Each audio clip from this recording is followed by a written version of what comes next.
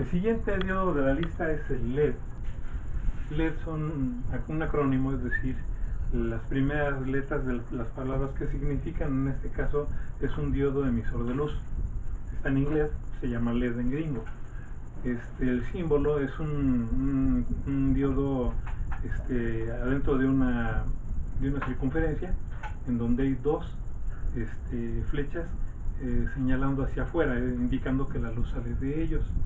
Los LEDs pueden ser tan pequeños como estos. De hecho, tengo más pequeños todavía, de este tamaño. No sé si se alcanza a ver si no lo muevo mucho.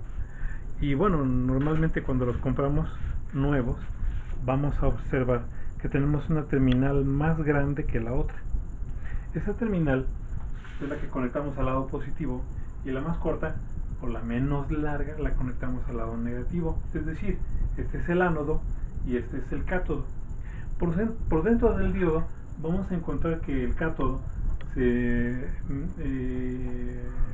ha inyectado dentro de una cápsula en forma como de gota, y el cátodo tiene o suele tener en muchos diodos la forma de un pequeño sanitario. No es broma, véanlo con una lupa, parecería ser un pequeño sanitario. Y el ánodo es una terminal que tiene un alambrito pequeño que va hacia adentro del sanitario. Adentro de lo que es el cátodo, nosotros sabemos que hay un huequito en donde está un chip. Ese chip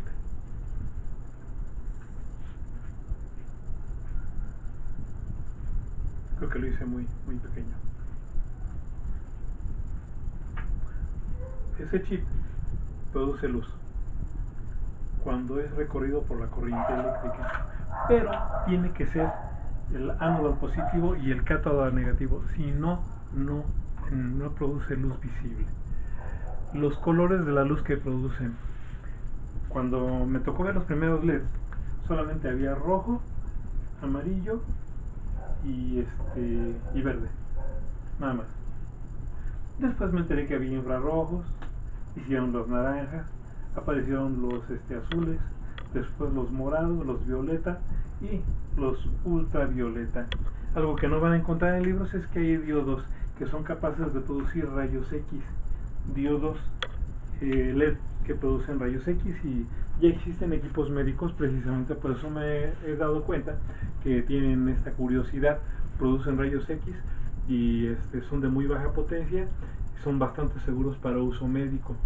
Los diodos LED se usan como sistemas de iluminación, se usan como sistemas de aviso, nos dicen hasta dónde se va calentando algo. En las calculadoras viejitas había todavía existen los displays de 7 segmentos y un puntito. Estos displays estaban precisamente formados con LEDs que se prenden.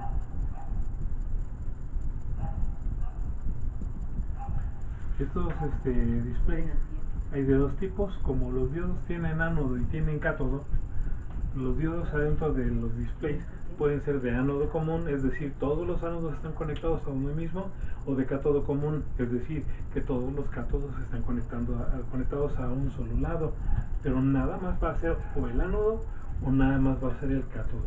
Los demás están desconectados para usarlos nosotros. ¿Y esto para qué? A veces conectamos circuitos que necesitan tierra negativa y va el ánodo a negativo, o circuitos con tierra positiva y va el cátodo a tierra, pues en este caso podemos hacer las dos versiones. Existe la lógica digital para hacer esto. Hay diodos ya más modernos, como las luces que iluminan nuestras casas, no tienen este aspecto, tienen aspecto como de una estrella. Y estas estrellas suelen tener un chip de silicio y suelen tener terminales apropiadas. Estos son chips de LED de mucha intensidad. En su interior se encuentran muchos LEDs adentro. Inicialmente los primeros diodos que aparecieron, el rojo y el amarillo, se juntaron en un solo chip y se logró hacer la luz naranja. Y luego el verde con el amarillo se hizo azul y ya se le fueron haciendo un montón de diodos. Esos son básicamente los diodos LED de iluminación continua, y ya dije, son diodos que emiten luz al ser recorridos por una corriente eléctrica. Ahora, los diodos no se conectan a lo tonto. Si a mí se me da la idea de conectarlos a un volt, probablemente ninguno funcione. ¿Por qué? Porque necesitan 1.5 o 1.7 volts para empezar a producir luz, y algunos, como los LED blancos, necesitan 3.5 volts en un momento dado. Entonces, aquí hay algo bien importante. Dije, ningún semiconductor se debe conectar directamente a la fuente. ¿Por qué? Porque se quema. Por lo tanto, se les debe conectar una resistencia. Si nosotros conectamos este lado al positivo de la fuente y este lado al negativo, va a funcionar el LED. ¿Cuándo? Cuando tenga el voltaje correcto. Si le ponemos más, se va a dañar. Ahora, los datos que nos van a permitir encontrar el valor de la resistencia puede estar aquí, o también es válido conectarla de esta manera. A la misma resistencia, va a ser la misma monería y va a funcionar exactamente de la misma manera. Es lo mismo este circuito que este, nada más los cambiamos de lugar. Se vale cambiarlos de lugar. Esta resistencia es igualita a esta, es la misma.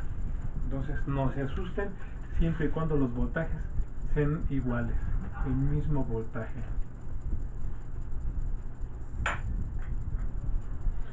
Bien, ahora sí, nosotros tendríamos el voltaje de la fuente. El voltaje de la fuente le vamos a llamar BS. Del inglés al español, voltaje de la fuente, se diría algo así como source voltage. Puede ser una fuente de 3 volts, de 5 volts, de 6 volts, de 9 volts, de 12 volts, de 24 volts, de los voltajes que les pegue la gana. Y se puede conectar a esa fuente, pero va a cambiar la resistencia. Tengo que saber yo el voltaje al que funciona el LED, y esto se llama V-LED, el voltaje LED. Este no lo tiene escrito en ningún lado.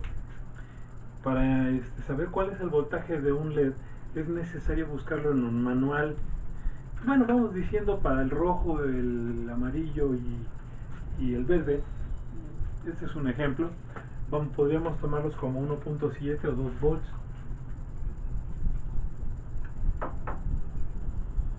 Es razonable. Y también tenemos que conocer cuál es la corriente con la que funciona el LED. ¿Para qué? Pues para que no se queme cuando lo conectemos.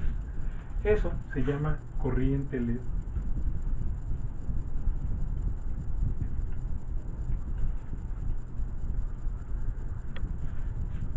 Y si sabemos que la corriente de LED para el rojo anda por los 15 miliamperes,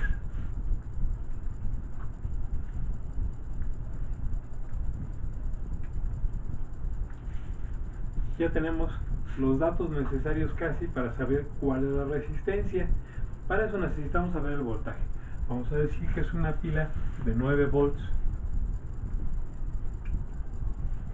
Es una fórmula muy sencilla que nos recuerda a la ley de Ohm, casi por nada, porque está hecha por medio de la ley de Ohm.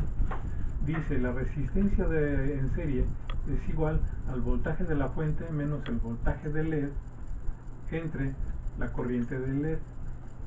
En este caso son 9 volts menos el voltaje del LED, que vamos a decir que es de 2 volts, dividido entre la corriente del, vamos a decir que son 15 miliamperes. Eso es igual a 9 menos 2, son 7 volts, entre 15 miliamperes es igual a 7 volts por 10 a la 3 entre 15. Eso es igual a 7000 entre 15. Yo puedo hacer la división, está fácil, son 7000 entre 15. ¿Cuántas veces cabe 15 en el 70? Bueno, cabe como 6, son 4. 4 por 5, 20 para 20 son 0. 4 por 1, 4.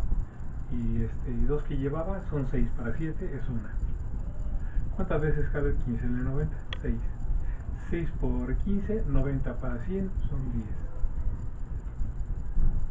10. 6 por 15, 90 para 100 son 10, etcétera, etcétera. Quiere decir que la resistencia que yo voy a ocupar es de alrededor de este valor. Anda por los 470 ohms. Y si los hay, son resistencias comunes comercialmente.